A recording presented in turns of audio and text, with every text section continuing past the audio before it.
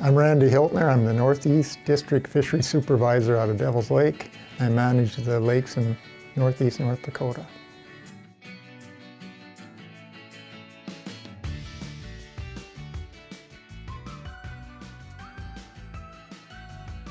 We've actually found about 15 lakes and reservoirs that I'm concerned with for really low oxygen levels. Some of those are going to have a significant fish kill or total kill, and others might sneak through. We're going to do some miscellaneous netting surveys to determine what's left in those lakes, and hopefully we can trap and transport some adult fish and amend the fish stocking request to get those fisheries back up and running. Some that aren't typically winter kill lakes that are struggling this winter would be North Golden Lake, Red Willow Lake, and Goose Lake near Harvey. So those are three pretty good fisheries that hopefully make it through without too much fish kill. Hopefully we don't lose the walleyes in Goose Lake. Like Lake Addie has a very nice walleye population. Lake Coe is good. Dry Lake in Foster County is really good. So yeah, you shouldn't have to look too far to find some good walleye lakes.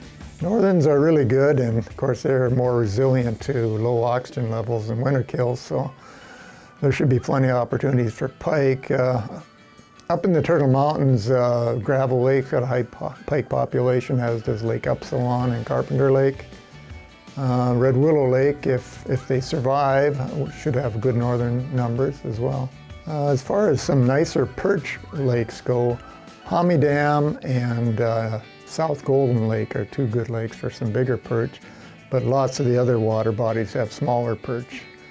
Bluegill, again up in the Turtle Mountains, Lake Upsilon and Gravel Lake have some nice bluegill. There's lots of 7-inch bluegills in the English Coulee Pond over near Grand Forks. It'd be a good place to take kids out. Fordville Dam's got some nice bluegill. Looking at black crappie, Whitman Dam's got some nice crappie, Mount Carmel Dam, and of course for numbers, Hommy Dam would be a good place to go. Rainbow trout, if Hooker Lake, and I think the oxygen levels were good enough in Hooker Lake to date, there's really nice trout population in there, and I certainly hope they overwinter, because there's trout over 6 pounds in there and all other sizes. There should still be lots of fishing opportunities. The lake levels should come up somewhat this spring with the heavy snowpack and the spring runoff, which will be good in the long run for those fisheries.